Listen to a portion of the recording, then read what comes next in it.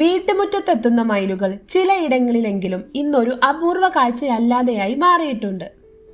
മൃഗശാലയിൽ പോയി മാത്രം കണ്ടിരുന്ന മയിലുകൾ വീട്ടുമുറ്റത്തെത്തുമ്പോൾ അത് സന്തോഷം തന്നെയാണ് നൽകുന്നത്. പീലി വിടർത്തി ആടുന്ന മയിലിന്റെ മനോഹാരിത കേരളത്തിലെ ചില ഗ്രാമങ്ങളിലെങ്കിലും പതിവ് കാഴ്ചയായി മാറിയിട്ട് വർഷങ്ങളായി. കുറ്റിക്കാടുകളിൽ നിന്നും ഉയർന്നു കേൾക്കുന്ന മയിലിന്റെ ശബ്ദം കുട്ടികൾക്ക് പോലും പരിചിതമായി കഴിഞ്ഞു. കേരളത്തിൽ മയിലുകൾ വർദ്ധിക്കുകയാണ് എന്നതിന്റെ അടയാളപ്പെടുത്തലുകളാണ് ഇവയെല്ലാം. മയിലുകളുടെ വംശവർധന നൽകുന്ന സൂചനകൾ അത്ര നല്ലതല്ല എന്നും പറയേണ്ടിയിരിക്കുന്നു. കേരളം വരൾച്ചയിലേക്ക് നീങ്ങുന്നു എന്നതിന്റെ മുന്നറിയിപ്പാണ് മയിലുകളുടെ എണ്ണപ്പെരുപ്പവും നാടിറക്കവും. ഉഷ്ണപക്ഷിയാണ് മയിൽ. വരണ്ട കാലാവസ്ഥയുള്ള പ്രദേശങ്ങളാണ് അവയ്ക്കിഷ്ടം. കുറ്റിക്കാടുകളും പാറക്കെട്ടുകളുമാണ് മയിലുകളുടെ ജീവിത പരിസരങ്ങൾ. നീർവാർച്ചയുള്ള വെള്ളം സുലഭമായി ലഭിക്കുന്ന താഴ്ന്ന പ്രദേശങ്ങളെക്കാൾ വരണ്ട കുന്നിൻപുറങ്ങളിലാണ് മയിലുകളെ ഏറെയും കാണാനാവുക. കേരളത്തിൽ മയിലുകളുടെ എണ്ണം വർദ്ധിക്കുന്നു എന്നത് നമ്മുടെ സംസ്ഥാനം വരണ്ട പ്രദേശമായി അതിവേഗം മാറിക്കൊണ്ടിരിക്കുന്നു എന്നാണ് തെളിയിക്കുന്നത്. മയിലുകൾ ഇല്ലാത്ത കേരളം. പ്രശസ്ത പക്ഷി നിരീക്ഷകനായിരുന്ന ഡോക്ടർ സലീം അലിയുടെ നേതൃത്വത്തിൽ 1933 മയിലുകളെ കണ്ടെത്താനായി സർവേ സംഘടിപ്പിച്ചിരുന്നു.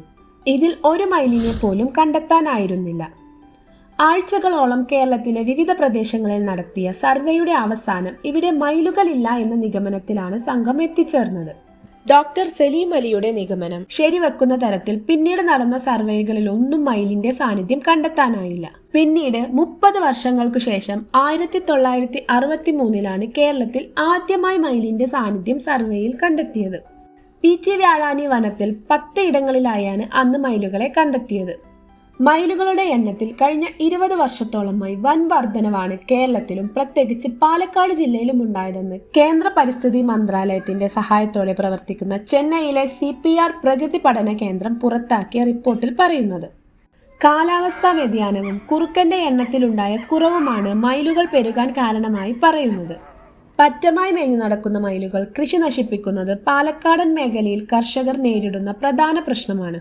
തമിഴ്നാട്ടിൽ തക്കാളിക്ക് വില വർദ്ധിച്ചപ്പോൾ കാരണമായി പറയുന്നത് മയിലുകൾ കൃഷി നശിപ്പിക്കുന്നതിനാൽ തക്കാളി ഉൽപാദനം കുറഞ്ഞു എന്നായിരുന്നു. ദേശീയ പക്ഷിയായ മയിൽ 1972 വന്യജീവി സംരക്ഷണ നിയമപ്രകാരം ഷെഡ്യൂൾ 1 ഉൾപ്പെടുന്ന പക്ഷിയാണ്. അതുകൊണ്ട് തന്നെ മയിലുകളെ തുരത്തിയോടിക്കുന്നതിന് കർഷകർക്ക് ഏറെ പരിമിതികളുണ്ട്. ഈന്തപ്പനകൾ പറയുന്നത്. 45 ഡിഗ്രി വരെ ചൂടുള്ള പ്രദേശങ്ങളിൽ കരുത്തോടെ വളരുന്നവയാണ് ഈന്തപ്പനകൾ. പകൽ സമയത്ത് കനത്ത ചൂടും രാത്രിയിൽ നല്ല തണുപ്പുമുള്ള പ്രദേശങ്ങളിൽ നല്ലപോലെ വളരുകയും തിരികെയും ചെയ്യുന്ന ഈന്തപ്പനകൾ കേരളത്തിലും കായ്ച്ചു തുടങ്ങി. മരുഭൂമിയിലെ പ്രധാന സസ്യത്തിനു വളരാനും കായ്ഫലം ഉണ്ടാകുന്നതിനും കേരളത്തിലെ മണ്ണും കാലാവസ്ഥയും അനുയോജ്യമായി മാറി എന്നത് കാലാവസ്ഥാ വ്യതിയാനത്തിന്റെ ഗുരുതരാവസ്ഥയാണ് ബോധ്യപ്പെടുത്തുന്നത്. കുറഞ്ഞ അന്തരീക്ഷ ആർദ്രതയും പാകമായി വരുമ്പോൾ മഴയുണ്ടാകാത്ത കാലാവസ്ഥയുമാണ് ഈന്തപ്പഴ കൃഷിക്ക് വേണ്ടത്. കേരളത്തിലെ കാലാവസ്ഥയിൽ ഈന്തപ്പന വളരുമെങ്കിലും കായ്ച്ചതിന്റെ വാർത്തകൾ എവിടെയും കേട്ടിരുന്നില്ല. മെയ് അവസാനം മുതൽ മഴക്കാലം തുടങ്ങുന്ന കേരളത്തിലെ കാലാവസ്ഥയിൽ മരുഭൂമി സസ്യമായ ഈന്തപ്പന കായ്ക്കുന്നത് മുൻകാലങ്ങളിൽ ചിന്തിക്കാനാവുന്നതിലും അപ്പുറമുള്ള ഒരു കാര്യമായിരുന്നു. കാലാവസ്ഥാ വ്യതിയാനം സാധ്യമായതിനെ അസാധ്യമാക്കിയതിനോടൊപ്പം അസാധ്യമായ ചിലതിനെ സാധ്യമാക്കുക കൂടി ചെയ്തിരിക്കുന്നു. എറണാകുളത്തും പാലക്കാടും മലപ്പുറത്തും എല്ലാ ഈന്തപ്പനകൾ കായ്ച്ചു തുടങ്ങി. പകലിലെ കനത്ത ചൂടും രാത്രി സമയങ്ങളിൽ വരുന്ന തണുപ്പും കാലം തെറ്റി പെയ്യുന്ന മഴയുമെല്ലാം കേരളത്തിലും ഈന്തപ്പഴ കൃഷി സാധ്യമാക്കിയിരിക്കുന്നു. കാലാവസ്ഥാ വ്യതിയാനം സംഭവിക്കുക തന്നെയാണ്.